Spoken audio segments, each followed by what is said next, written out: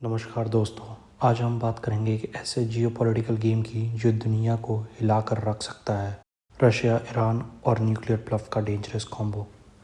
Russia के former president और अब के सिक्योरिटी काउंसिल के डिप्टी चेयरमैन दिमित्री मेडवेडेव ने एक तीखी वार्निंग दी। उन्होंने कहा कि अगर यूएस ने ईरान पर अटैक किया तो कुछ देश, जिसमें रशिया भी हो सकता है, ईरान को न्यूक्लियर वॉरहेड दे सकते हैं। लेकिन दोस्तों, न्यूक्लियर एक्सपर्ट्स ने तुरंत बोला ऐसा होना लगभग नामुमकिन है। क्यों? एनपीटी ट्रीटी के हिसाब से ये इलीगल है, पहला। दूसरा, टेक्निकली और लॉजिस्टिकली मुश्किल भी है। तीसरा और सबसे बड़ा रिस्क, दुनिया भर का रिटेलिएशन। बाद में मेडवेडेव ने अपने शब्द वापस भी ले लिए, पर यह मैसेज क्लियर था, रशिया अपनी न्यूक्लियर पॉस्चरिंग दिखाना चाहता है।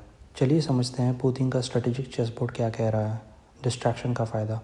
इसराइल ईरान के बीच छेड़छाड़ बढ़ने से अमेरिका का फोकस यूक्रेन से हटेगा और इससे रशिया को ब्रीदिंग रूम मिलेगा। दूसरा, ऑयल का दाम और रेवेन्यू।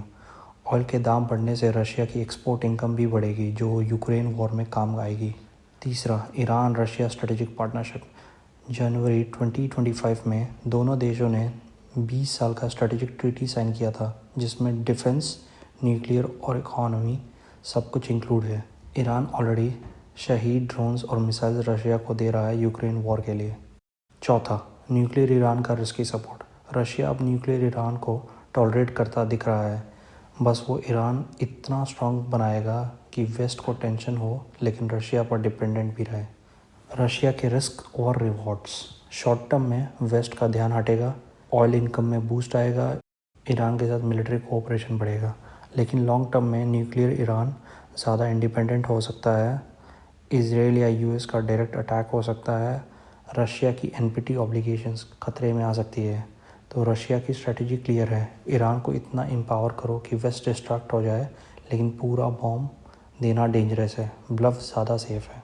तो आगे जानते हैं कि अगर ईरान इसराइल कॉन्फ्लिक्ट स्केलेट होता है तो इस रीजन में कौन कौन से देश चल सकते हैं। पहला आता है लेबनान, जहाँ पे हिजबुल्ला है। करंट स्टेटस हिजबुल्ला का ये है कि ईरान का वो एक मुख्य प्रॉक्सी है, इसराइल के साथ बॉर्डर पर छोटी मोटी झड़प में लगा हुआ है। स्केलेशन रिस्क। अगर युद्ध पूरी तरीके से भड़क गया तो इसराइल के लिए एक दूसरा फ्रंट खुल सकता है। हिजबुल्ला के पास 1.5 लाख से ज़्यादा रॉकेट्स हैं। अगर ईरान इसराइल युद्ध होता है तो लेबनान से रॉकेट का वॉर शुरू हो सकता है। अगर रशिया ने ईरान का समर्थन किया तो हिजबुल्ला को एडवांस एयर डिफेंस या इलेक्ट्रॉनिक वॉरफेयर टेक्नोलॉजी मिल सकती है। दूसरा देश Syria. Current status, Iran Syria में मिलिट्री ऑपरेशन करता है। रशिया भी अपनी मिलिट्री प्रेजेंस रखता है, एयर बेसेस एडवाइजर्स के रूप में। अगर एस्केलेशन होता है तो इसराइल ईरान के सप्लाई कॉन्वोस को टारगेट करने के लिए सीरिया में गहरा स्ट्राइक कर सकता है, तो रशियन सेना सीरिया में क्रॉस फायर में आ सकती है, जिससे मॉस्को और तेल अवीव के बीच टेंशन बढ़ सकता है।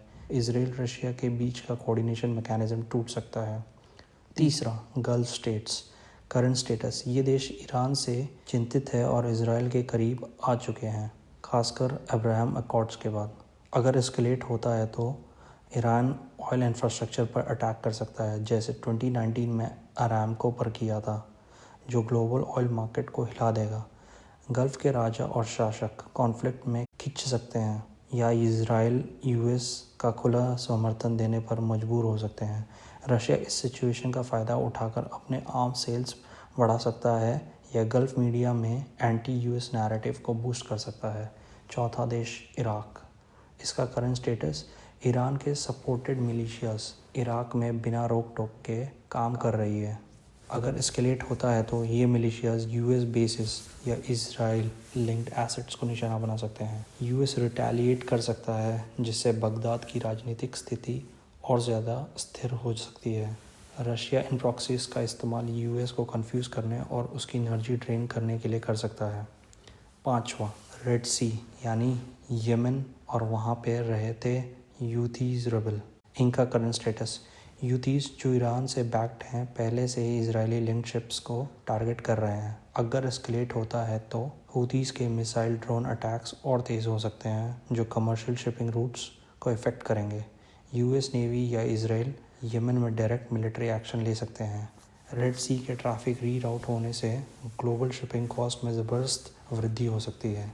छठवां, टर्की और caucus. Current status. Turkey Iran से संबंध बनाए रखता है लेकिन नेटो का हिस्सा भी है। रशिया आर्मेनिया को सपोर्ट करता है और टर्की अज़रबाईजान को। अगर वॉर एस्केलेट होता है तो ईरान इजराइल टेंशन अज़रबाईजान बॉर्डर तक पहुंच सकता है। रीजनल वॉर के चलते नागोर्नो कराबाख में वापस लड़ाई भड़क सकती है। रशिया एथनिक अनरेस्ट को बढ़ावा दे सकता है ताकि नेटो का साउथ ईस्ट फ्लैंक को डिस्ट्रैक्ट किया जा सके। सातवां, इजिप्ट और जॉर्डन। Current status. दोनों देश इसराइल के साथ शांति समझौता रखते हैं। दोनों में बड़े लेवल पे मुस्लिम पॉपुलेशन है। Escalation risk. अगर युद्ध भड़का और इसराइल की तरफ से एग्रेशन देखा गया तो इजिप्ट और जॉर्डन में सिविल अनरेस्ट हो सकता है। पब्लिक प्रेशर के चलते दोनों देश इसराइल के साथ अपने संबंध को कम कर सकते हैं। रशिया एनर्जी डील्स और आर्म्स के जरिए इन देशों को अट्रैक्ट कर सकता है जब यूएस वीक दिख रहा होगा। आठवां, न्यूक्लियर अक्रॉस द रीजन। अगर ईरान बॉम्ब के करीब पहुंच गया तो सऊदी अरेबिया ने ऑलरेडी वार्निंग दी है कि वो अपना न्यूक्लियर प्रोग्राम शुरू करेगा। इजिप्ट और टर्की भी इसी रास्ते पर चल सकते हैं जिससे मिडिल ईस्ट में एक न्यूक्लियर आर्म रेस शुरू हो सकती है। रशिया सिविल न्यूक्लियर सपोर्ट के ज़रिए इन सब पर अपना इन्फ्लुएंस जमा सकता है, एनर्जी और सिक्योरिटी दोनों में। तो आपको क्या लगता है, रशिया न्यूक्लियर वेपन ईरान को देगा? इसी के साथ जय हिंद, जय भारत।